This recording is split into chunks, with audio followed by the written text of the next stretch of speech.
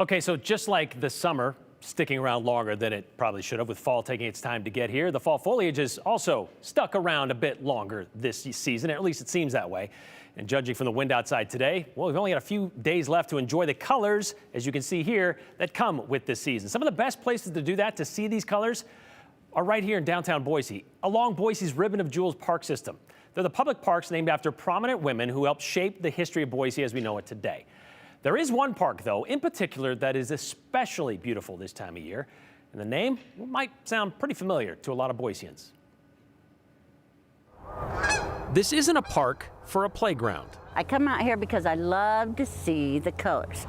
There isn't a slide or a seesaw to be seen. There's just so much wildlife here. But what you do see What do you see? at this park Just about everything. is worth more than just a glimpse.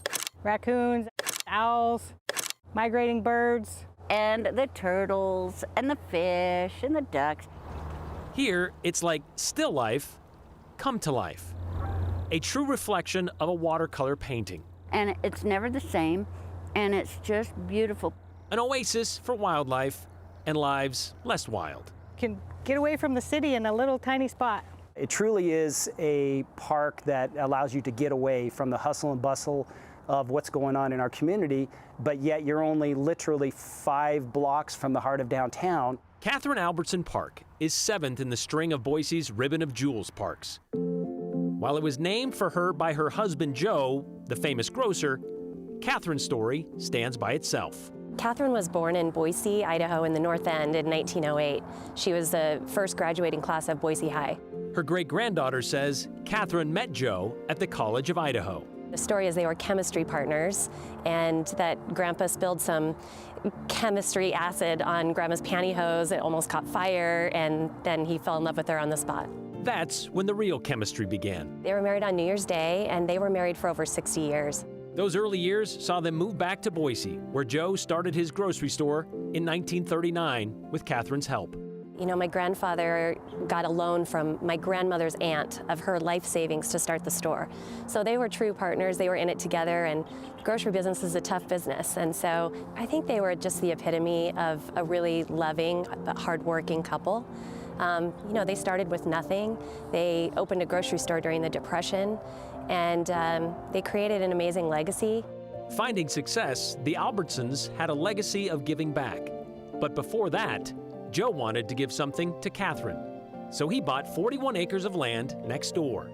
And for decades, it held nothing but horses. Just 30 years ago, it was really a dry and dusty pasture. That changed in October of 1989, when that pasture, donated to the city, was dedicated in honor of Kathryn.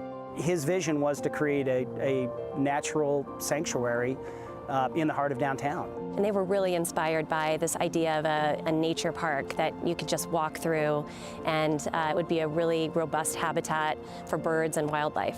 This really wasn't a popular idea. Most of our parks had soccer fields and playground equipment, and those are fantastic, but this is such a unique experience to have right in the heart of downtown. And in the heart of the park, remnants of what Joe and Kathryn started together. One of the roof of one of the structures is actually made from tile from the very first Albertson stores. It's a red tile that was on the original store. Just one of the many colors and animals that catch the eye of local shutterbugs. And it arguably is one of the most photogenic parks in the state of Idaho. And you can tell the good photographers because they have nice, expensive equipment. But there's no price you can put on this picturesque park. Yeah, I just love it.